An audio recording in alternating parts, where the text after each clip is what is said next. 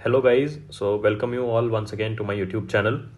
सो मैंने देखा कमेंट्स में बहुत सारे लोग मुझे पर्सनली भी मैसेज कर रहे थे और कमेंट्स में भी ये जानना चाह रहे थे कि लाइक मेरे सोर्सेज क्या थे, मैंने किन किन सब्जेक्ट्स में क्या क्या चीज़ रेफ़र करी पढ़ने के लिए और नोट्स कैसे बनाए।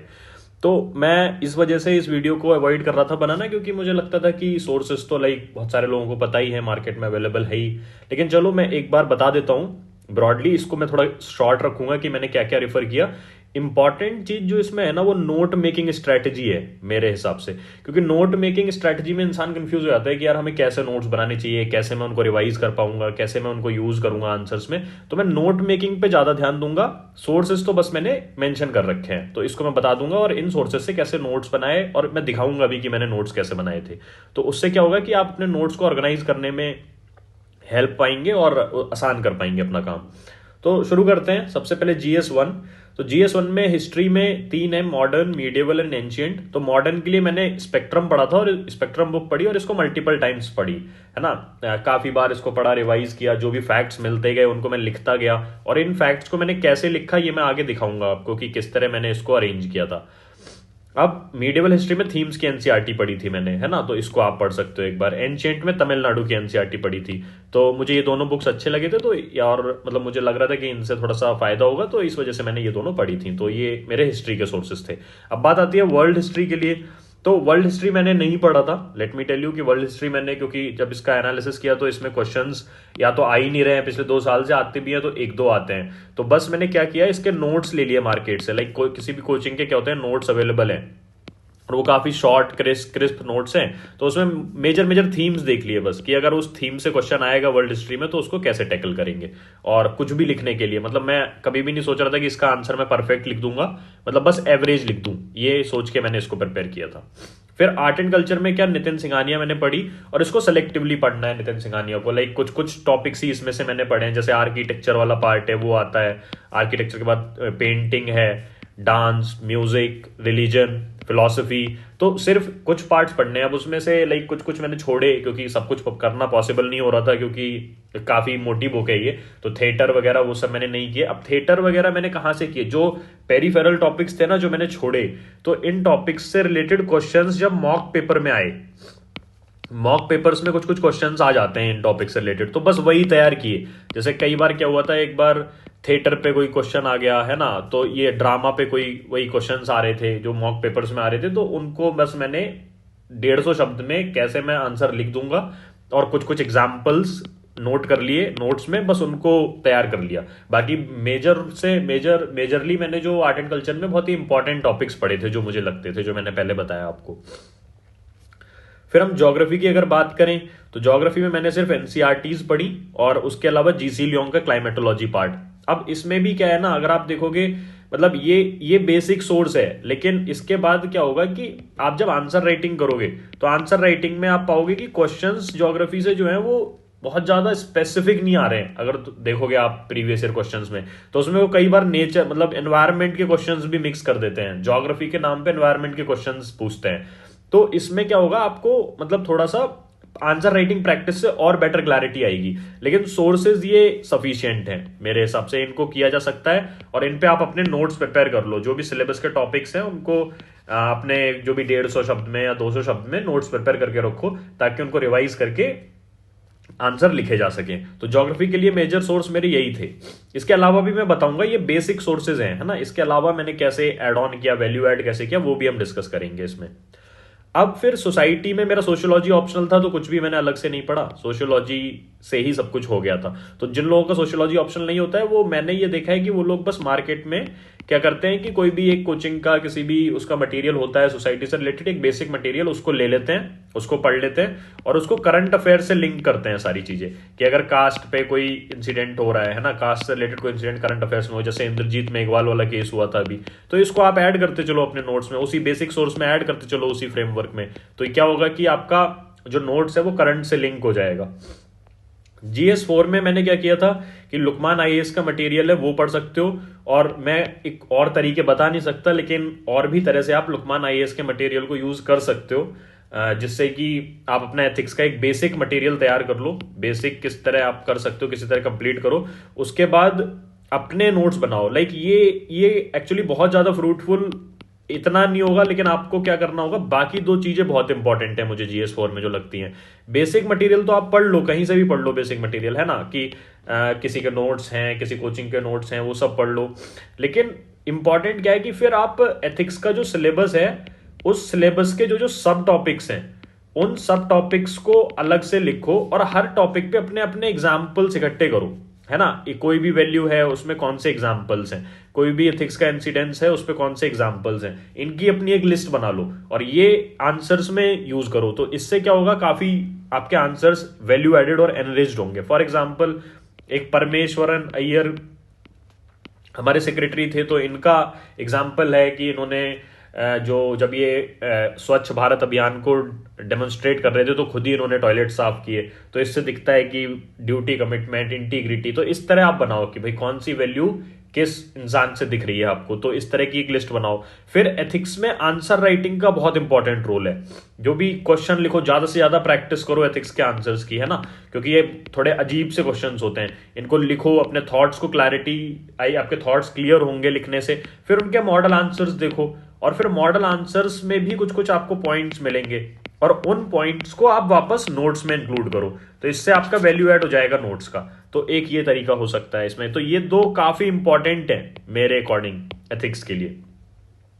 GS2 में और 3 में मैं बताना चाहूंगा कि लाइक इसमें कोई बेसिक मटेरियल पढ़ोगे ना, जो भी आप बेसिक मटेरियल पढ़ोगे इसमें, वो आपका या तो इंट्रोडक्शन में काम आएगा किसी भी आंसर के, या फिर किसी कंक्लूजन में काम आएगा।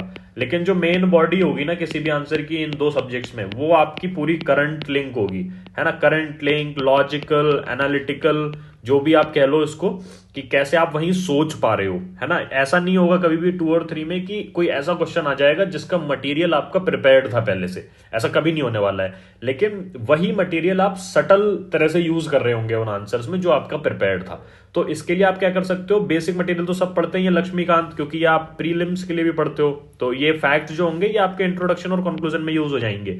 जैसे कि कौन सा आर्टिकल है, फंडामेंटल राइट्स के आर्टिकल्स हैं। तो अगर आप कोई आंसर लिख रहे हो, कभी भी अबॉर्शन पे राइट आंसर लिख रहे हो, तो आपको पता होना चाहिए कि आर्टिकल 21 का पार्ट है। तो कुछ इस तरह लक्ष्मीकांत यूज होगी, मतलब एग्जैक्ट नहीं यूज होगी लक्ष्मीकांत उसमें। फिर उसके अलावा इसमें आप गवर्नेंस और IR से रिलेटेड क्या कर सकते हो कि किसी भी एक कोचिंग का मटेरियल बस गो थ्रू कर लो, और फिर इसमें जो जो भी टॉपिक्स हैं, इसके लिए मेरी स्ट्रेटजी ऐसा रहता है कि मतलब आप सिलेबस देखो, जो भी GS2 का सिलेबस देखो, उसके जो भी सब टॉपिक्स हैं, और उन पे उसको, उस सब टॉपिक को गूगल पे लिखो, ठीक है, टॉपिक लिखो और उसके आगे बस UPSC लिख दो, और जो भी पहला लिंक खुले उसको खोल के उस पर नोट्स बना लो, अपने 150 to 200 वर्ड्स में नोट्स बना लो। अब उन नोट्स को आप ऐसे डिवाइड करो कि फॉर एग्जांपल, मैं इसको दिखाऊंगा अभी किस तरह करना है। जैसे अगर मान लो सेडिशन पे आया कोई, है ना, तो अगर मान लो दिख रहा है आपको सेडिशन, और इसमें आप करंट अफेयर्स का भी यूज काफी करो, है ना, कि करंट अफेयर्स में जो भी न्यूज है आ रही है, तो वो आप एक बेसिक फ्रेमवर्क में अपना पूरा नोट्स डिवाइड कर लो। वो मैं दिखा दूंगा आपको, एक बार दिखा ही देता हूं। लाइक ये है ना। तो आप इस तरह डिवाइड कर लो अपना सिलेबस, कि अब जैसे GS2 है, तो GS2 ये मैंने किस तरह डिवाइड किया हुआ है कि GS1, GS2, GS3 sociology, value addition, और इस तरह मैंने अपने बेसिक हेड बना लिए हैं। अब देखो आप GS2, तो GS2 का जो सिलेबस का पार्ट था उसको मैंने अलग अलग हेड बना लिया है, कि इंडियन कॉन्स्टिट्यूशन से रिलेटेड कोई भी चीज अगर है ना, फंक्शन से रिलेटेड कुछ है, इंपॉर्टेंट जजमेंट्स हैं, कंपैरिजन। तो ये क्या है, ये कुछ भी नहीं है, मेंस का सिलेबस है जो कि मैंने अलग अलग हेड्स में बांटा हुआ है। तो अब आप क्या कर सकते हो कि कुछ भी न्यूज में आया, तो आप ये दिमाग लगाओ कि जो भी चीज न्यूज में चल रही है वो मेरे GS2 के किस सब पार्ट का हिस्सा है। तो जिस पार्ट का हिस्सा है वहां आप उसके नोट्स ऐड कर दो। फॉर एग्जांपल, आपने देखा कि सेडिशन न्यूज में है, तो आप देखो सेडिशन किस पार्ट में आएगा। सेडिशन मेरे हिसाब से इंडियन कॉन्स्टिट्यूशन वाले इस हेड में आ जाएगा, क्योंकि लोगों के फंडामेंटल राइट्स स्टेक पे हैं। तो इंडियन कॉन्स्टिट्यूशन कई पार्ट होते हैं फंडामेंटल राइट्स, तो मैं कुछ भी नहीं करूंगा, सेडिशन एक इस वाले पार्ट में जाऊंगा, यहाँ एक हेडिंग डालूंगा सेडिशन, यहाँ डालूंगा कि अच्छा ये सेडिशन कॉन्टेक्स्ट क्या है, points in favour of sedition, points in against of sedition, data अगर कुछ मुझे मिल गया है या फिर कोई एग्जाम्पल मिल गया है जहां पे मिसयूज हुआ है सेडिशन का, फिर वर्ल्ड कंट्रीज डाल लूंगा। तो इस तरह 5-6 हेडिंग बना के मैं बहुत छोटे छोटे नोट्स बना लूंगा उससे रिलेटेड। तो GS2 और GS3 में आपको यही करना है, पूरे GS2 GS3 में यही करना है, ठीक है। अब जैसे आप देखो GS3 का मैं दिखा देता हूं आपको, कि मेरे को अगर मान लो ये दिख रहा है कि भाई GS3 सिलेबस के हिसाब से डिवाइड किया सारा कि किस में क्या है, किस तरह अपन जो भी अब कोई भी न्यूज आ रही है, कोई भी न्यूज अगर आई, मान लो गिग इकोनॉमी न्यूज आई है ना, तो एक आप हेडिंग डालो गिग इकोनॉमी, फिर उसके रेगुलेटरी फ्रेमवर्क्स क्या हैं, उसके अपॉर्चुनिटीज क्या हैं, गिग इकोनॉमी के फायदे क्या हैं, नुकसान क्या हैं, ऐसी अगर मनरेगा है तो ऑब्जेक्टिव्स क्या थे, चैलेंजेस क्या थे, सजेशंस क्या थे, क्या हैं। तो ये आपको जो भी मिलते जा रहे हैं वो आप ऐड करते चलो यहाँ पे। अब मेरा कहना ये है कि आप इस चीज पे डिपेंड मत करो कि ये सारी चीज आपको एक साथ मिल जाएगी, है ना। आप ये मत सोचो कि यार मेरे नोट्स एक ही बार में प्रिपेयर हो जाएंगे। Rather it is a evolutionary process कि पहले हो सकता है पहले आपको कहीं जब आपने अखबार पढ़ा हो उसमें मनरेगा से रिलेटेड कुछ आया हो तो उसमें आपको आपने गूगल किया हो, आपको सिर्फ ऑब्जेक्टिव्स मिले हो, लेकिन फिर आपने अगली बार पढ़ा हो 1-2 महीने बाद फिर कुछ मनरेगा से रिलेटेड आया हो तो आपको सजेशंस मिल गए हो, है ना। तो ये यहां लिख दिए। तो कहने का मतलब ये है कि आप ये मत सोचो कि सोर्स में क्या पढ़ रहा हूं, आप बस ये देखो कि जो जहां से भी पढ़ रहा हूं मैं, क्या वो मेरे किसी काम का है, और मेरे किसी काम का है अगर मेरे सिलेबस के किसी पार्ट में अगर वो आ रहा है तो बस वहां जाके ऐड कर दो उसको। तो ये और फाइनल मटेरियल आपके नोट्स होंगे, मतलब आपने कहां से पढ़ा है वो कुछ नहीं होगा।